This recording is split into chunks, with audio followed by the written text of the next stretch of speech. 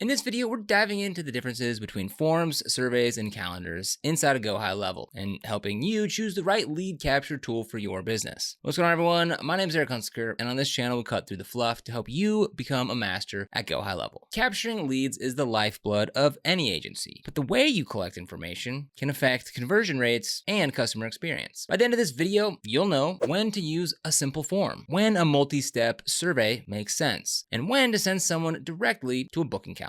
The choice dilemma. So imagine you're running a promotion and you need to capture leads quickly. Should you embed a one-page form, create a branching survey, or link to a calendar and book calls? Using the wrong tool can create friction and reduce conversions. Many new users just default to forms because they're straightforward, but surveys and calendars can improve engagement and qualification when used appropriately. Let's explore the strengths of each. Understanding the basics. Forms in GoHighLevel are single-page data collection tools. They're designed to gather essential information like name, email, phone number, and custom fields. Forms are fast to fill out and ideal for situations where you don't need complex logic. For example, a newsletter sign-up or a simple contact request works well with a form. You can embed forms on landing pages, websites, or pop-ups. They trigger automations, send follow-up emails, and add contacts to pipelines. Surveys. Surveys are multi-step forms that allow conditional logic, branching, and in-depth questionnaires. They're useful when you need to qualify leads, segment them, or gather feedback. In a survey, you can ask a question and based on the answer, send the respondent down a different path. Surveys feel like interactive quizzes and increase engagement by breaking content into bite-sized steps. Calendars. Calendars in GoHighLevel are booking tools. They allow leads to schedule appointments directly on your calendar, checking availability and eliminating the back and forth emails. Calendars are best for high-intent leads that are ready to talk. You can customize appointment types, durations,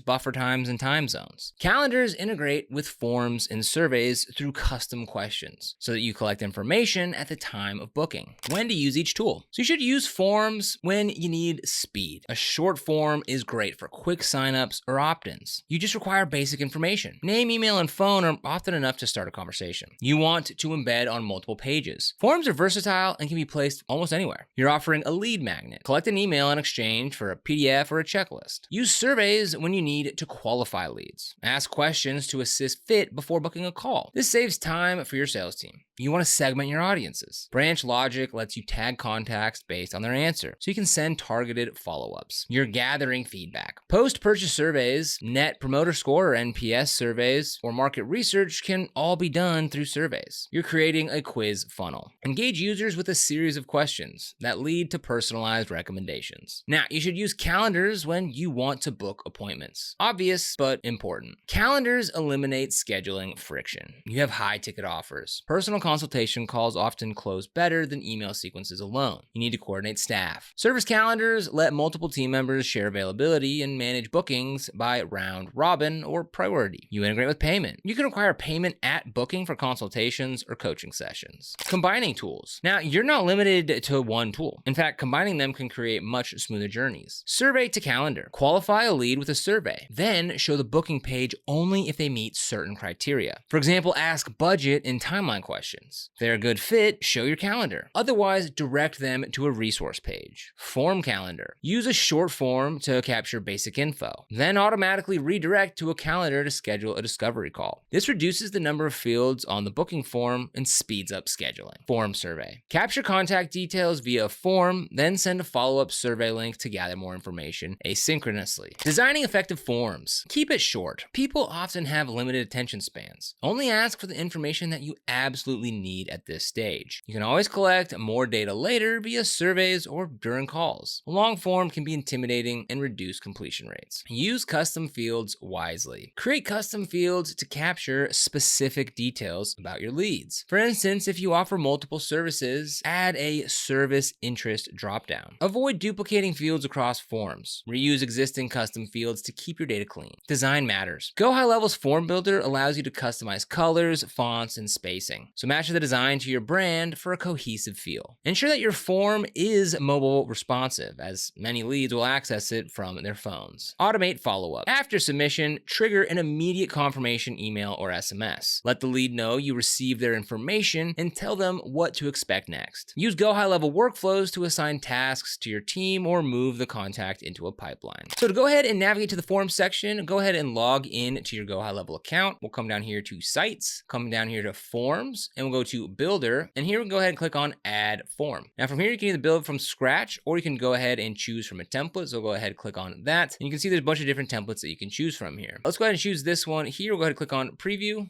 That one looks fantastic, nice and basic. This is for like a meal prep delivery sort of business here. So go ahead and click on get started with that. And then now this brings us into the builder where we can go ahead and edit this. So whether you start from scratch or from a template, this is gonna look the same. Obviously, it's gonna either have a template or it's gonna be blank. And once you like the way it looks, you got all this stuff that you can add from the left-hand side over here to go ahead and complete this. Once it's ready, go ahead and click save, and you can go ahead and put this form wherever it needs to be. Crafting engaging surveys. Start with an easy question. Begin with something simple to encourage momentum, like which of these challenges are you facing? Offer multiple choice options. Starting easy reduces friction. Use conditional logic. Branching makes surveys feel personalized. So set up logic so that if someone selects I need more leads, you ask about marketing channels. While if they select I need better client retention, you ask about service offerings. Vary question types. Mix multiple choice, rating scales, and open-ended questions to keep respondents engaged. Use images or icons sparingly to illustrate concepts. Keep each step short, ideally 1 or 2 questions per page. Tag and segment. Automatically tag respondents based on their answers. For instance, tag anyone who selects budget over $5,000 as a high budget lead. Tags make it easy to trigger specific workflows or campaigns later on. Thank them. Always include a thank you screen with next steps. If the survey leads to a calendar booking, embed the calendar on the final page. If not, let them know when you'll reach out. So to go ahead and get to the surveys section, we'll go ahead and come back here, still under the sites area, and right next to forms, we have surveys. So go ahead and click on builders here, and we can go ahead and click on create new. So as you can see, we have slide right here. So maybe we want our first name here on the first slide. And if we click this little plus sign right here, we'll click a slide 2. And we could ask for last name, for example. The next slide, maybe we ask for their email.